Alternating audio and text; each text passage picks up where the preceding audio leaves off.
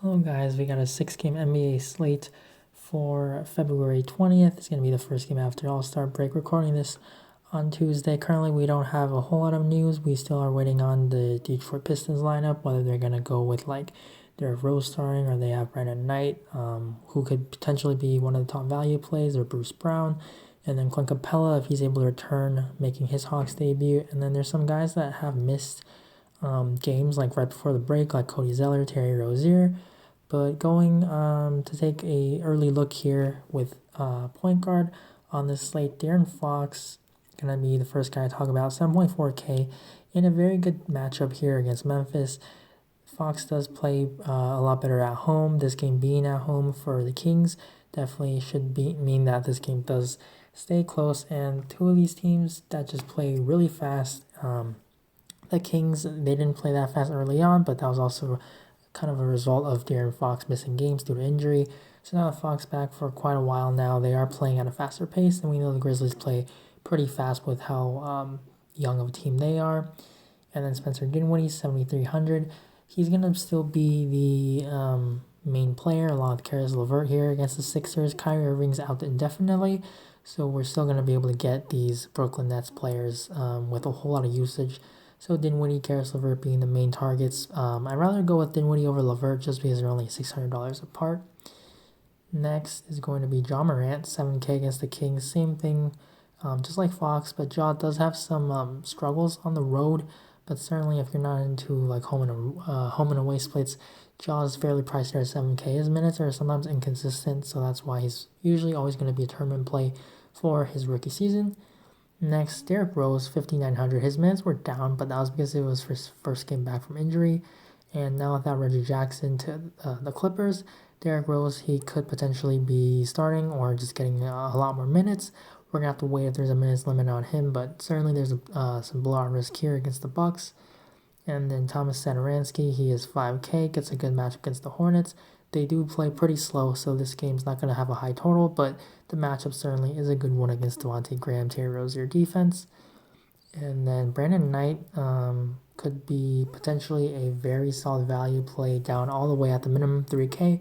If he is starting, it is a very tough matchup, but it's just kind of one of those things where it's minimum price player starting, you just plug him in. So 3K Pistons, where they pretty much don't have anyone now, definitely could just get a whole lot of shots up.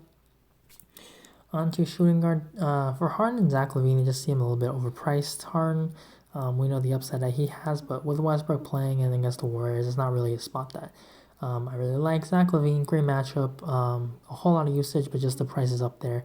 I'd rather go to Jimmy Butler, save a little bit. 7,900, an excellent matchup as well. Faster paced matchup. Guys like Tyler Hero are still going to be out. So Jimmy Butler, 7,900 now, point guard, shooting guard eligible. Just stands out as a play right now at 7,900 against the Atlanta Hawks, even if Clint Capela is able to play. Other guys, Damian Lee, 5,200 against the Rockets. Just the pace of matchup, and he should be able to see some blowout run just because of how shorthanded the Warriors are. Like they don't have D'Angelo. A lot of usage that just opens up for these Warriors, so it just makes it easier for guys like Damian Lee, the secondary guys that are going to have to take up a larger role. And then Bogdan Bogdanovic, 4,900. His minutes are inconsistent just because he's starting and there's Fox on the court. And if Buddy Hield's playing well, he's going to close sometimes ahead of Bogdan. So it's tough to project, but definitely makes him for an intriguing tournament play. And then Josh Richardson, going to be one of my favorite plays on the slate. 4,200 against the Brooklyn Nets because his minutes are all the way up now.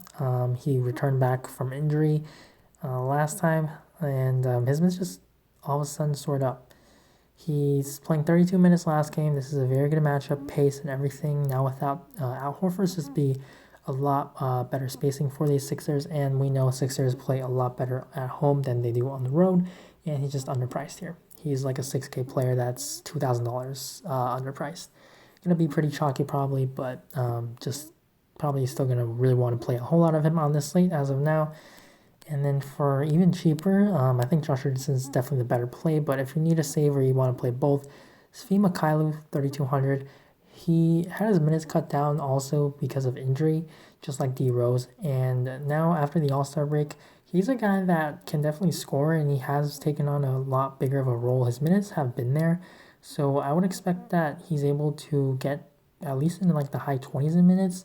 And he's only 3,200. We know how good of a shooter he is, and he definitely has upside. And he really doesn't need to do a whole lot. Like, he needs to get you 16 DraftKings points to hit 5x. He can definitely hit way over that, get you tournament winning upside. On to small forward, Karis LeVert, 6,700. Just like Dinwiddie, just another piece of the Nets that I think is going to need to play well if this game's going to stay close without Kyrie. And then Bruce Brown Jr., 5,200. Bruce Brown against the Bucks, depending on if he starts, what kind of role he has. But just without Reggie Jackson and Drummond, there's a whole lot of shots that open up. He's certainly not a guy that's going to fill up the scoring column, but he's a guy that definitely contributes a little bit of everything. And the Bucks certainly are a team that plays really fast, so it's a pace of matchup. And maybe Bruce Brown or somehow the Pistons are able to keep this game close. And he's a guy that can do a little bit of everything, so that's why definitely with the role, it makes him a little bit interesting. And then all the way down, Andre Iguodala, he's 3,300.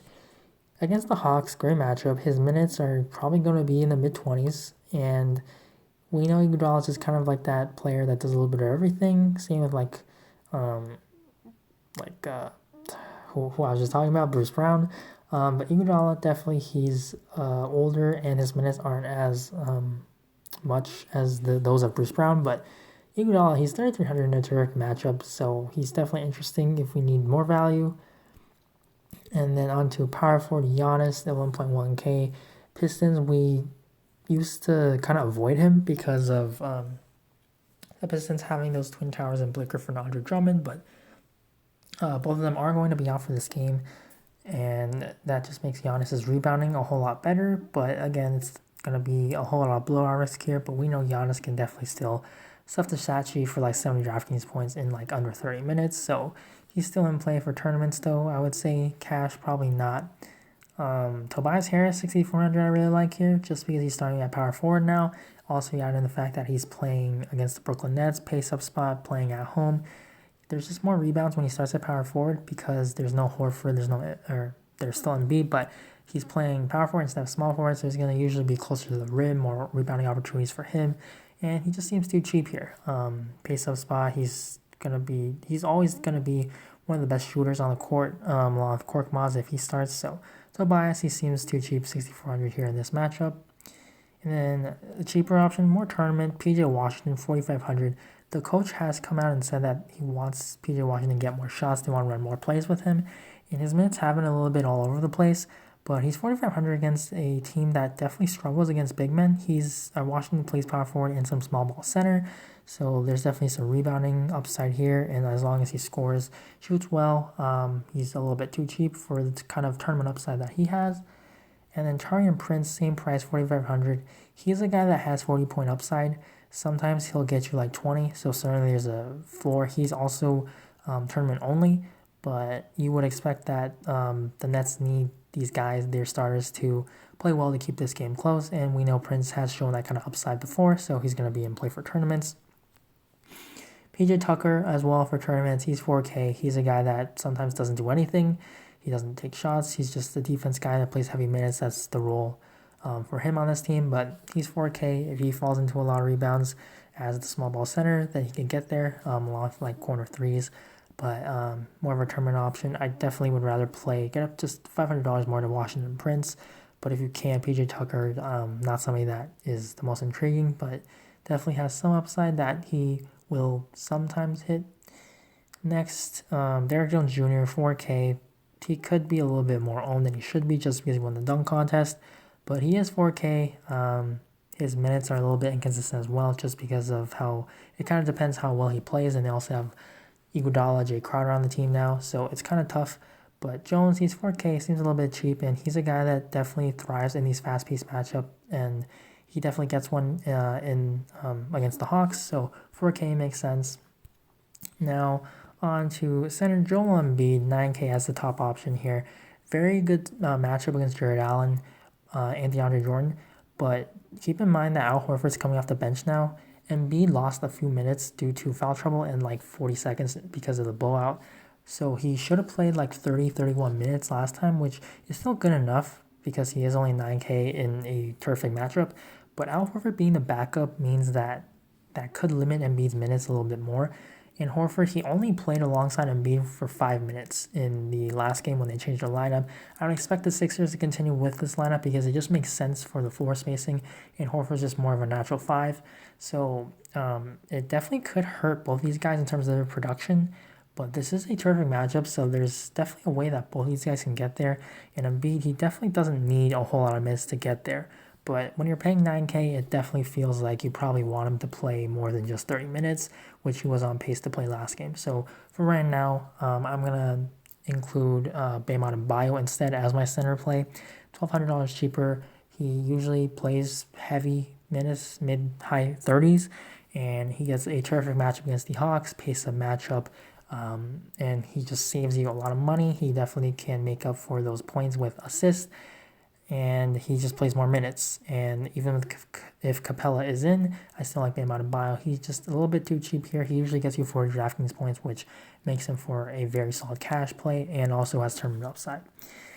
Next, Clint Capela, 6,300, depending on if he plays this game without restriction or not. He is underpriced, 6,300 if he's without a limit. If he's just full go, definitely I will try to have some of him just because he is too cheap, even though it is a tough matchup against Adebayo. Jared Allen, tournament play, 5,100. He's going to be needed to defend Joel Embiid and Al Horford. So he's definitely, we could see one of those games where he plays into the 30s in minutes. He did play 31 last time, and he played well. So he's a guy that we've seen in the past have some big time upside if he's able to play his heavy minutes, which are like the 30s for him, because usually he does split him with DeAndre Jordan. Next is going to be Dwayne Denman, 4,800 if Capela is still out, just because Denman is probably going to start still, and he definitely has minutes upside. Last time he was pretty popular, but he did get into foul trouble and there was a blowout, so he definitely did not play his usual minutes. So still 4,800, tough matchup against the Heat, but if he's able to start without Capela, play some pretty big minutes, definitely intriguing for Denman. And then last guy is Luke Cornett. Nothing spectacular about this guy, but he's 3,700 and he should continue to start, and it's just a fantastic matchup. The Bulls are able to run just a lot of different lineups, like they can do Christian Felicio, Daniel Gafford, he's back. So there's definitely a lot of options, but Cornett, he can shoot well, he gets blocks. If he plays some solid minutes into the 20s, low 30s possibly, he definitely has the upside, as we've seen, 30s into the high 20s even. That's definitely enough at 3,700. So favorite plays, I mentioned Bam Adebayo as my center. Point guard, I'm going to go with De'Aaron Fox. Josh Richardson, one of my favorite plays right now for value. And then Svi Mykhailiuk, because he's definitely too cheap. And then Tobias Harris as my 5 guys. For the slate, there's still a lot of salary left for you guys to build around this core 5 right now, but it is only Tuesday, so we gotta wait for more news. But this is definitely my favorite 5 plays of the slate right now. So thank you guys for watching. Please leave a like on the video if you enjoyed. Subscribe to my channel. I do appreciate that. And also, if you have any questions, you can always leave a comment down below on this video, or you can comment or you can add me on my Twitter, DM me at Boffles. Link is in the description below. So again, thank you guys for watching and good luck on this slate. Goodbye.